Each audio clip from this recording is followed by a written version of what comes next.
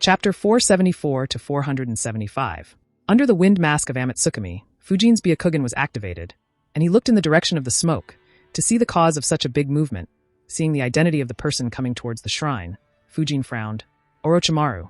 The cause of such big movements is none other than a huge green snake with two people standing on the head of the snake. And these two people are none other than Orochimaru and the missing Yuhi Kurenai.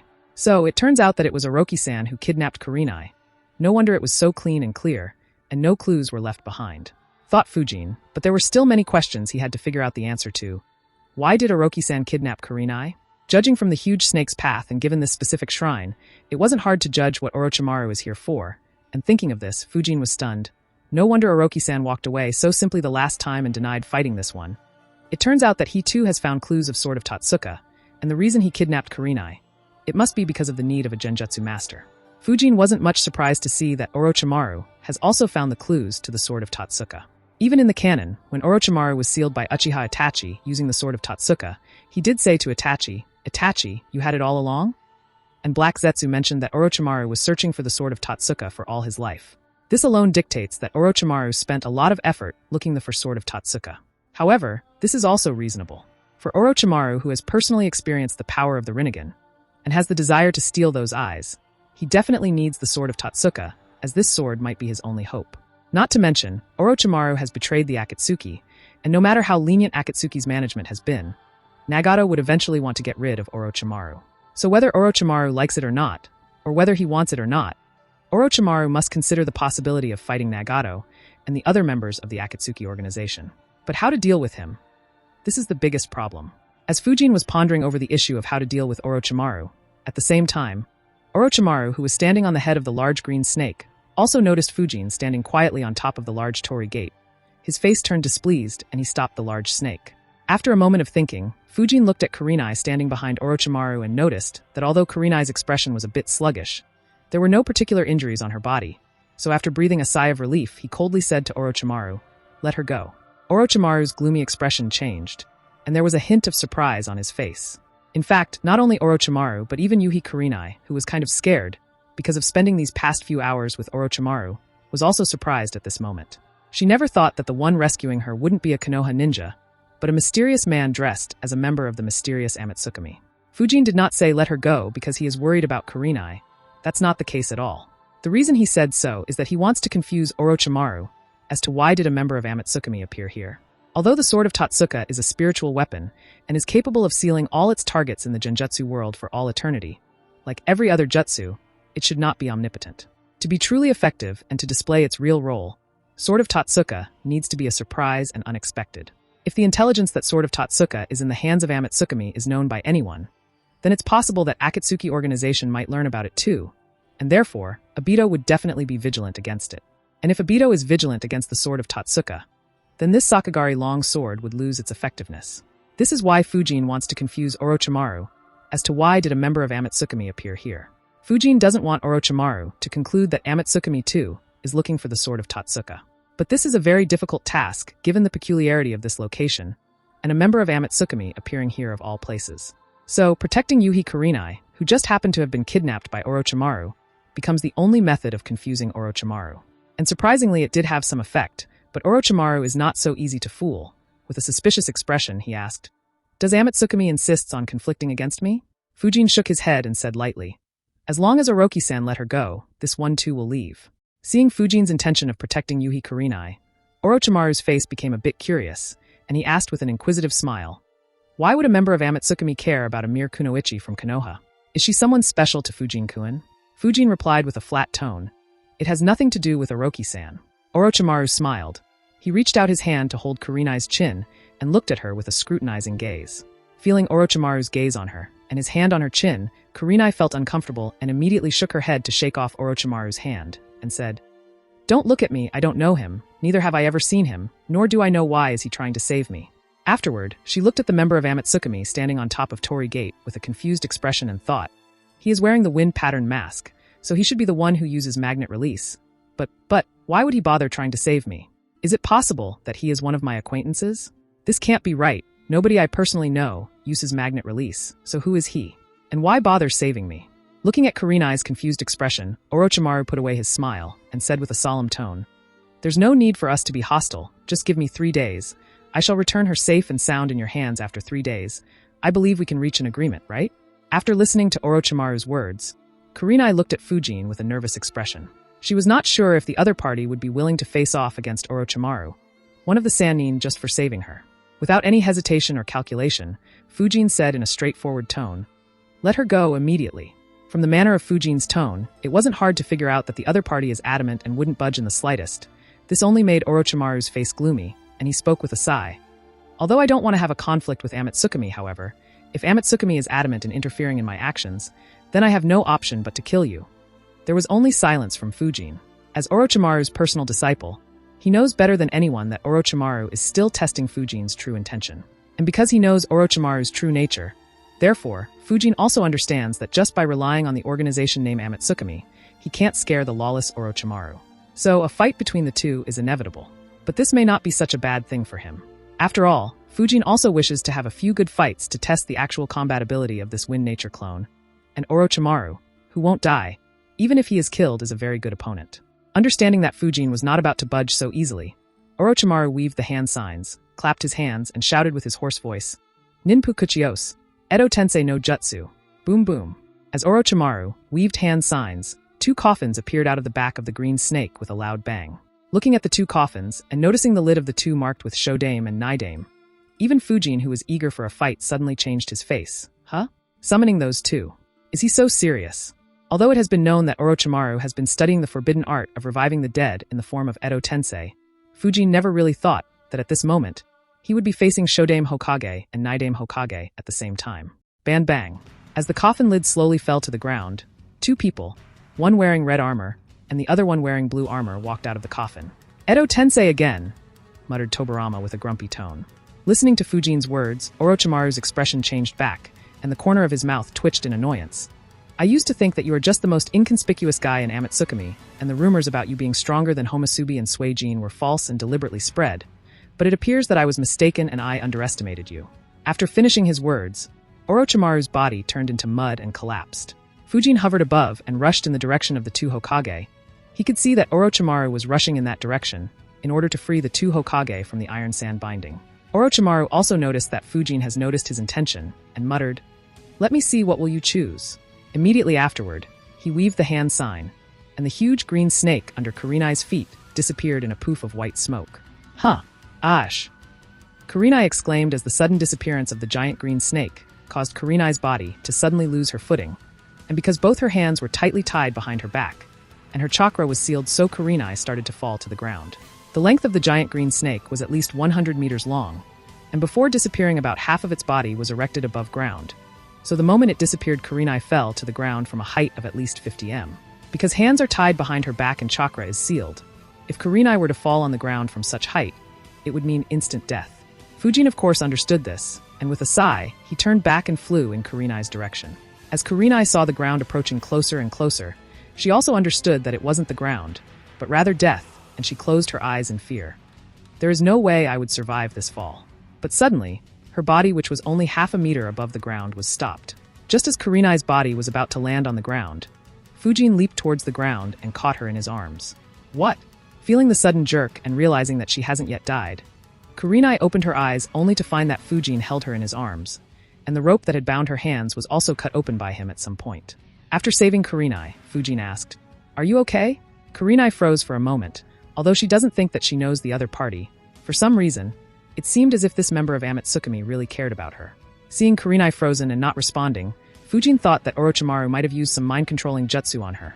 A little worried, Fujin observed her body with his Byakugan and asked again, while lightly slapping her cheek, "Hey, are you all right?" He asked this because although he could see that her chakra was sealed, there was nothing else wrong with her body. The stunned Kurenai immediately recovered, pushed Fujin's hand to the side, and tried to get away from him, only to realize that they are still in midair, and if she makes any extra movement, she would definitely fall to the ground. Wait a second. Fujin realized that perhaps Kurenai felt uncomfortable. He landed on the ground and allowed her to stand on her own 2 feet. As soon as Kurenai landed on the ground, she asked Fujin, "I am fine, but who are you and why bother saving me? I don't even know you." Just as Fujin was about to make up something in order to divert the conversation, suddenly an earthquake came and the ground trembled. Because of the sudden earthquake, Kurenai lost her balance and fell on top of Fujin. "Aye!" I am sorry. Kurenai apologized with an embarrassed expression, given that she even dragged Fujin as she fell. Fujin did not care. He moved Kurenai aside, got up from the ground and looked in the direction from where the earthquake came, and muttered, "It appears that we are in trouble." With Fujin's support, Kurenai also got up and asked, "WH, what's the trouble?" Before Fujin could reply, the sudden change in the surroundings answered her question, as one after another, trees started to rise from the ground. And the trees that were originally present in the surroundings also came to life and started to grow wildly. Shodame Hokage-sama's would release, muttered Kurenai. The appearance of wood release means Orochimaru managed to remove the iron sand covering the two Hokage, and Fujin understands that he must make haste. Hold me tight. Without giving Kurenai any time to react, Fujin held her and rushed out of the forest. The Edo Tensei form allows them to continuously use chakra without any worry of running out of it, and a forest is Hashirama's home ground. Therefore, if Fujin were to remain in the forest, he might be at a territorial disadvantage, as even with his iron sand, it would be a bit difficult to resist an endless stream of trees. Whoosh. So, without any more wait, Fujin again unfolded a pair of black iron sand wings, and immediately after that, he took off the ground in order to get out of the forest. However, the trees that were growing out wildly started to weave a big net, trying to trap Fujin and Kurenai inside a cage. As Fujin shuttled through the forest while carrying Kurenai, Hashirama, and Tobirama, also started to flexibly chase after him, and soon pounced at him from different directions. Orochimaru, who was following the three from a safe distance, looked at the four with interest. Is Fujin really here because he intends to protect Yui Kurenai? He knows better than anyone that the current Kurenai cannot put up a fight, even a little bit of fight, so she is complete baggage in the middle of combat. And Orochimaru has ordered the two Hokage to kill Kurenai. There is only one reason for doing this. Orochimaru wants to test Fujin's real intentions. Who is that individual? Hashirama, on the other hand, curiously looked at Fujin, standing on top of the torii gate. On the other hand, Kurenai was shocked as soon as she realized the identity of the two people. Shodame Hokage-sama? Naidame Hokage-sama. Although it has been decades since the first two Hokage died, as a senior Konoha Kunoichi and a member of the elite Umbu squad, Kurenai is well aware of the identity of the two, and she was shocked that they are brought out.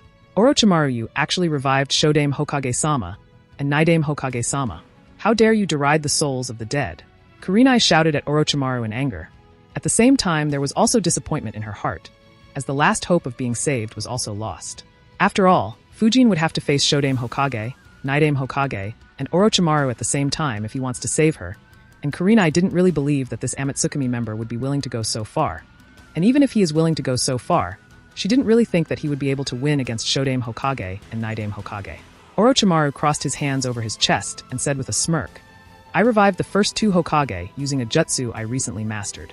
For quite a while, I have wanted to face someone with good strength to see the extent of this jutsu. Since you are so adamant to be my enemy, then I shall use this opportunity to test this jutsu of mine before I kill you."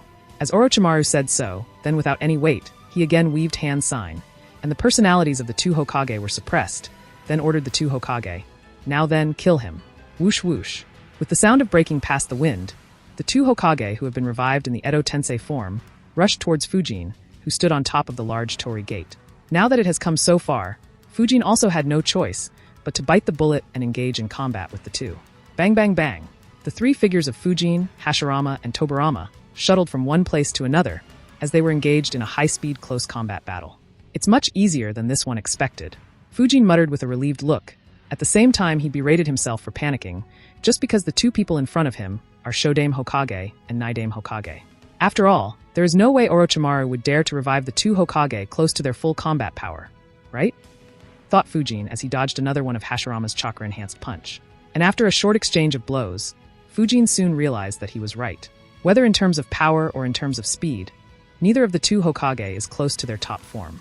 In fact, they both are quite inferior to Fujin in terms of strength and speed, although their coordination is very good, which is the only thing that is allowing them to keep up with Fujin. In that case, let's take this up a notch, muttered Fujin after understanding the limits of the two Edo Tensei Hokage. Immediately afterward, his moves became fiercer, and the strength in each of his blows increased sharply. A jab in the stomach of Hashirama, a quick dodge of Tobirama's kick by leaning backward, then a sharp reverse kick to Tobirama, which was dodged by Tobirama, a backward flip to dodge a three-combo blow from Hashirama, and finally a full-powered uppercut under Hashirama's chin, causing him to fly backward, and the very next second a combo of sweeping kick and roundhouse kick to Tobirama, sending him flying all the way. Boom boom crack crack.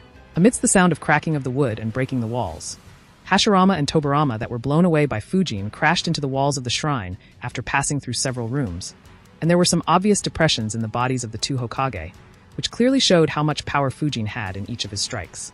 On the other side, Orochimaru, who was standing on the head of the large green snake, muttered in a surprised tone, "Damn, can't afford to be hit by him. The power in each of his strikes is even higher than Tsunade's." As the controller of the two Edo Tensei Hokage, Orochimaru is naturally aware that these two reanimations cannot be compared to the real thing in their peak state. There are multiple factors responsible for this, but the strength of the sacrifices used and the limitations Orochimaru personally imposed are the main reasons.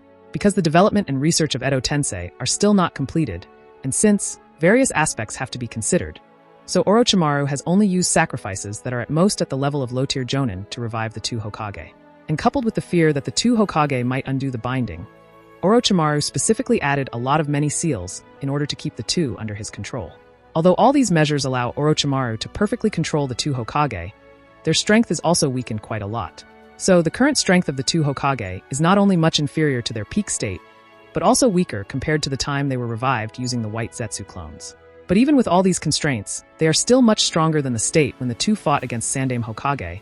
On an analogical basis, it wouldn't be wrong to say that Tobirama is at the level of elite Jonin, while Hashirama is at the level of a Kage, and with both of brothers working together, they are capable of suppressing even the likes of Reikage. Orochimaru himself isn't confident enough to be able to defeat the two. So the fact that Fujin was able to dominate the battle fairly easily greatly surprised Orochimaru and also made him vigilant of that tyrannic strength. Now then, after sending the two Hokage flying away, Fujin waved both of his hands fiercely. Immediately, iron sand appeared out of the ground and wrapped around Hashirama and Tobirama firmly, restricting their movements by binding them inside cocoons made of iron sand. After having dealt with the two Hokage, Fujin's gaze turned towards Orochimaru and Kurenai, who stood on the head of the giant green snake. Feeling the killing intent from Fujin, even Orochimaru, who has never been afraid of anything, was a little dazed. His heart trembled, and his joking expression changed. And on the side of Orochimaru, Kurenai, who also observed the short battle, was surprised and can't help but mutter in admiration. So strong. Whoosh. Fujin's figure flashed. He leaped high into the sky, and instantly, a pair of black iron sand wings spread behind his back, allowing Fujin to float high into the sky. On the back of the green snake, Orochimaru and Kurenai involuntarily raised their heads and looked at Fujin high above in the sky. The pair of huge black wings behind him, combined with the black cloak with gold threading, and a mask of wind pattern covering the face gave an elusive look to Fujin in the night. Kurenai was a little dazed when she looked at the other party, and for a moment she even had an illusion that the other party might be a fallen angel of the dark night. Whoosh. While Orochimaru and Kurenai looked at Fujin floating high into the sky, his figure suddenly disappeared and appeared on top of the head of the giant green snake. And without wasting even an instant, Fujin condensed an iron sand spear in his hand and stabbed into the heart of Orochimaru, without care whether Orochimaru would die or not. You! Before Orochimaru even realized it, Fujin was already standing in front of him, and an iron sand spear was piercing through his heart, and by the time he realized it, his expression changed into horror as he slowly lost consciousness. Kurenai was also taken aback. He killed Orochimaru so easily. Fujin said lightly, "Put away the act. You aren't fooling anyone with that crappy performance of yours."